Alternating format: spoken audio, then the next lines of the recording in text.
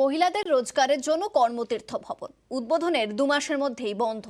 রক্ষণাবেক্ষণের অভাবে জমছে আবর্জনার স্তূপ। এই খবর দেখানোর কয়েক ঘন্টা পরেই তৎপরতা। নকশালবাড়ির কর্মতীর্থ ভবনে যান দার্জিলিং এর জেলা শাসক। কর্মতীর্থটি দ্রুত চালুর আশ্বাস দেন তিনি।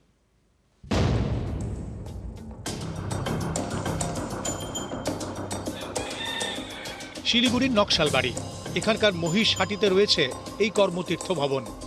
উদ্বোধনের মাস দুয়েকের মধ্যে বন্ধ হয়ে যায়। এখন চারিদিকে আবর্জনার স্তূপ। 2020 তৈরি হয় এই কর্মতীর্থ ভবন। খরচ হয় 60 লক্ষ টাকা।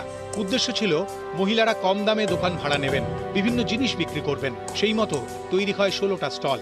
অভিযোগ, এই এলাকা জমজমাট নয়, তাই সেভাবে দোকানগুলো চলেনি। ফলে উদ্বোধনের মাস দুয়েকের মধ্যেই বন্ধ হয়ে যায়, তালা পড়ে গেটে। আমরা চাই যে এখানে একটু জমজমা হোক, একটা বাজার হোক, একটা সুন্দর পরিসর হোক, এই নোংরা টোংরা এখান থেকে যাক, এটা আমরাও চাই। আমরা তো এখানে থাকি, আমাদেরও অসুবিধা নোংরা হলে, আর বাজার সামনে হলে আমাদেরও সুবিধা। আমাদের বিডিও স্যার এখান থেকে, তারপরে ডিআরডিসি থেকে অনেক চেষ্টা করা হলো, কিন্তু ওইখানকার পরিবেশ আর সেইভাবে না, ওইখানকার বাজার ঠিক মতো জমে উঠলো না। ওই জন্য বাধ্য হয়ে দিদিরা বন্ধ করে দিল।